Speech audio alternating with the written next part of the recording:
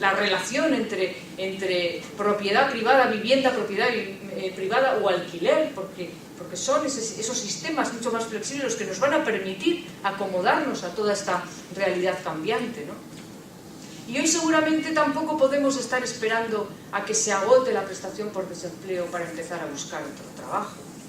Ni tampoco puedo esperar que los servicios de empleo me manden la posibilidad de un contrato a casa, ¿no?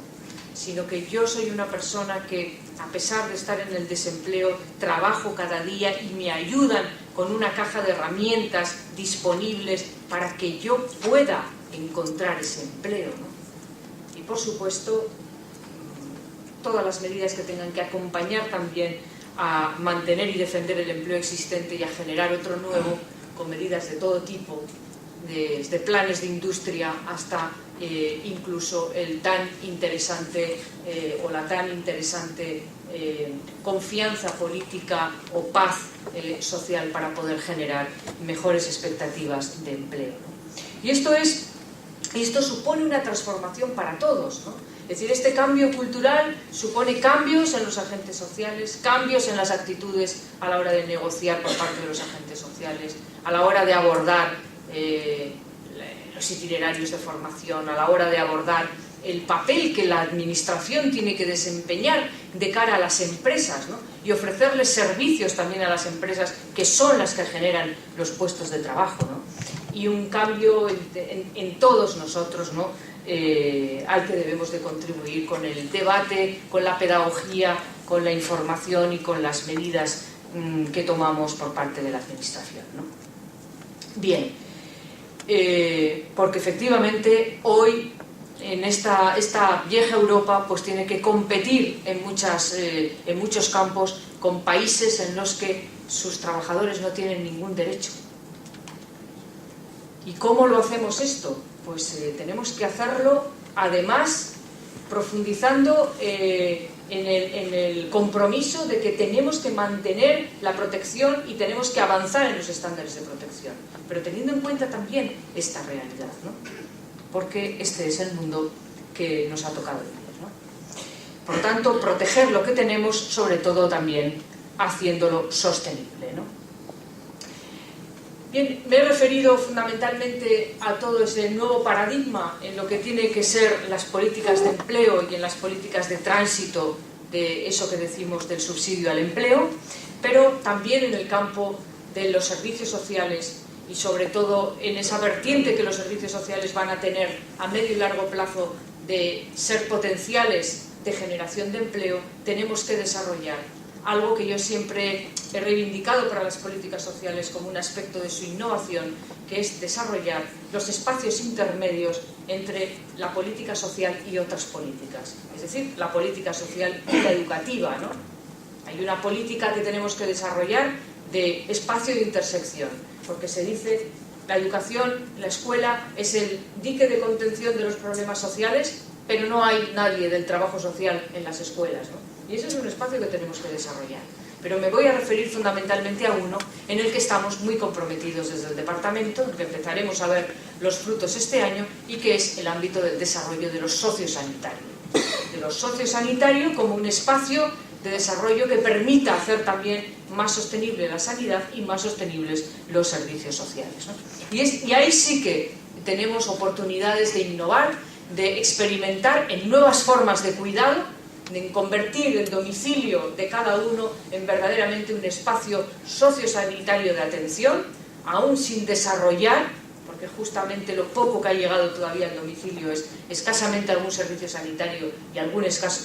servicio de ayuda a domicilio, pero todo eso tenemos que generar una cartera de servicios a través de dos herramientas que vamos a poner en marcha este mismo año. Uno, el desarrollo,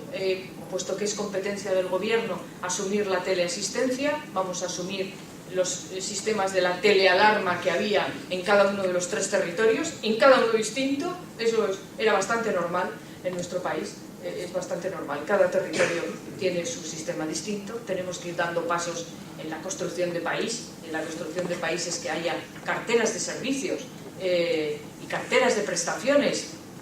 independientemente si uno es alavés, vizcaíno o guipuzcoano, viva en un municipio rural o en otro urbano, Y por lo tanto, asumiendo esa telealarma, vamos a construir una teleasistencia sociosanitaria en cooperación con sanidad, por tanto, utilizando todas las potencialidades y oportunidades que te da una plataforma tecnológica de amplio alcance entre dos departamentos de un gobierno, para que a partir de ahí se puedan generar prestaciones a domicilio, unas de ámbito sanitario y otras de ámbito social, tratando de construir, por lo tanto, el espacio de lo sociosanitario. El espacio de lo sociosanitario no es solo ver cómo pagamos la factura entre dos departamentos o dos instituciones. Se trata de desarrollar todas unas líneas de trabajo, que lo vamos a hacer a través de esta fórmula, a través de este instrumento y a través de la puesta en marcha de un centro de innovación y de investigación que quiere ser referente de ámbito internacional, sociosanitario, que ponga en marcha experiencias e investigación, no solo en aquellos aspectos que hasta ahora han sido más desarrollados, como son los aspectos médicos o biomédicos, sino sobre todo en cómo cuidamos a las personas, cómo atendemos, qué prestamos a las personas que tienen esta característica de ser personas demandantes de unos servicios por tener cualquiera de los problemas derivados del envejecimiento o de la falta de autonomía personal derivada del envejecimiento o de la discapacidad. Y por supuesto también en el otro ámbito de este departamento, que es el ámbito puramente de lo laboral, puramente que tiene que ver con el desempeño de actuaciones de la autoridad laboral, bueno, pues ahí también en ese ámbito más vinculado al trabajo también tenemos que innovar con otra agenda que tenemos que introducir en el diálogo social, en la negociación colectiva, hablando de empresas socialmente más responsables, hablando de horarios que permitan mejor conciliar la vida laboral y familiar, de instrumentos que permitan la igualdad entre hombres y mujeres y por lo tanto avanzar también en nuevas empresas que tienen otra concepción del trabajo y de la calidad de vida en el trabajo, un aspecto absolutamente importante. Bien, termino ya. Este Departamento de Empleo y Asuntos Sociales, en el ámbito del Gobierno, como tantas otras áreas del Gobierno, no ha querido resignarse, aun a pesar de la crisis, aun a pesar de las dificultades económicas, de tener que hacer más cosas y tener menos recursos económicos para poderlo hacer, en ir gestionando la agenda del día a día, de la cotidianeidad, simplemente desarrollando lo que otros habían puesto ya en pista. Hemos pretendido desde el primer momento transformar, como decía antes, ordenar en primera instancia, reformar lo que sea necesario e innovar, pensando de verdad que solo de esta manera vamos a poder hacer frente a los retos del presente y poder hacer frente a los retos del futuro, haciendo un sistema que, además de ser sostenible, pueda avanzar en el futuro, ¿no? Y por supuesto que tenga al empleo y al empleo de calidad en la pieza capital, que sea la clave que asegure, ¿no?, las mejoras de las cotas de bienestar del sistema futuro, ¿no? Porque es verdad que hoy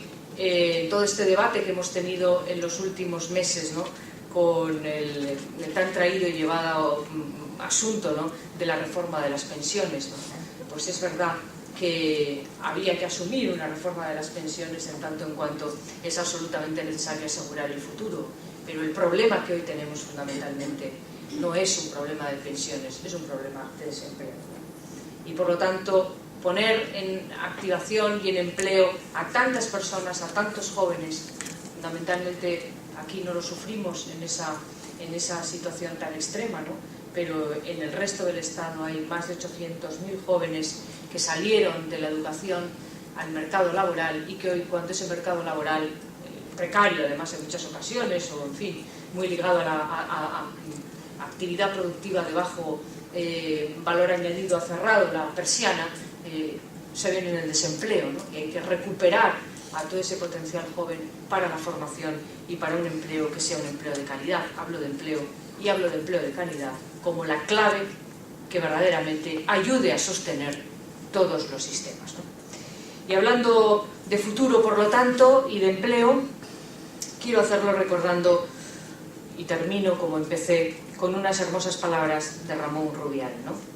Que dijo: la justicia social es imprescindible porque el mundo rueda sobre lo más hermoso de la vida, que es la paz. Espero y deseo también, como conclusión de esta pequeña charla, que esa paz venga pronto, y mientras, durante y después de ella, seguiremos trabajando por la justicia social y por la igualdad. Nada más.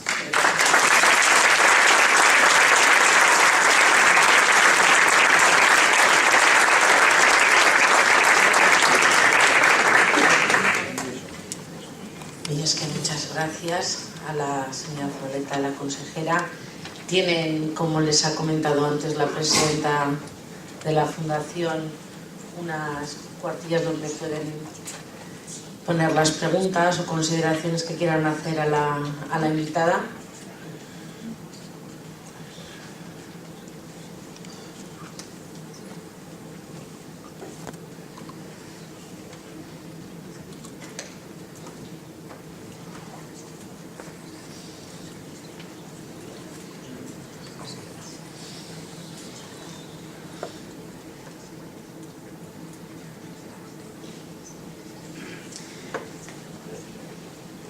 Vamos a empezar con una pregunta de Mario Miranda. En el reglamento de la Ley de Renta de Garantía se tomará en cuenta a los mayores de 45 años que con el Plan Bolonia realizan una carrera profesional de mediano y largo plazo, ya que la Lanbide ahora no los toma en cuenta y la Ley de la Renta también lo prevé, es en uno de sus artículos. La básica.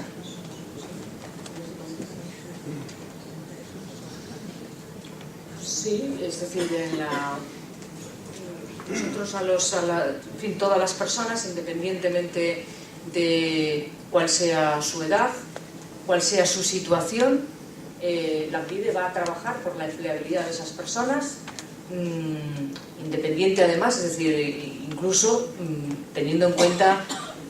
o más allá de la situación en la que se encuentren de regularización o incluso personas que puedan ser personas inmigrantes que no están en situación de regularización podrán, y de hecho en el plan piloto forman parte de todo lo que son los cursos de formación. Es evidente que no se puede intermediar laboralmente con ellas en tanto en cuanto no tengan cumplimentado ese requisito, pero entran a formar parte de esa parte importante de las políticas activas que son la formación. Por tanto, no hay ninguna exclusión de nadie, nadie que cumpliendo los requisitos de la renta de garantía de ingresos se pueda haber excluido de los planes de activación laboral. Y por supuesto, serán gestionados desde la Lanbide. También José María Odriozola pregunta, que la consejera ha hablado de I+D+I, y bueno, él se pregunta qué posicionamiento, ayuda, inversión, potenciación toma su departamento ante los centros tecnológicos, Ingema, Fatronic, Tecnalia y otros centros con programas de envejecimiento, y cómo se participa y cómo invierte su departamento, indicando que especifique el Centro Tecnológico Internacional que has mencionado. Sí, bueno, nosotros queremos, con respecto a la investigación en el cuidado de los mayores y de las personas con discapacidad, nuestro proyecto consiste en poner a trabajar a todas las personas y a todas las organizaciones y entidades que hoy en Euskadi están trabajando en esta materia, ponerlas a trabajar en la misma dirección, en un mismo proyecto compartido. Es decir, hay una de las cosas que nosotros tenemos que acostumbrarnos a hacer, que a veces no hacemos, porque a veces competimos entre territorios, ¿no? Es decir, competimos entre Vizcaya y Guipúzcoa, y lo hemos visto también, ¿no?, con la ubicación de la sede de Tecnalia, ¿no?, por ejemplo, ¿no? Y yo digo, ¿por qué no dejamos de una vez de competir entre nosotros? Nos ponemos de acuerdo y competimos con el resto. ¿No nos hace eso a nosotros más fuertes como país? El ponernos a trabajar en la misma dirección. ¿No será más interesante sumar a todos los que en Euskadi están haciendo investigación en el cuidado de mayores? Por un lado, en el ámbito sanitario,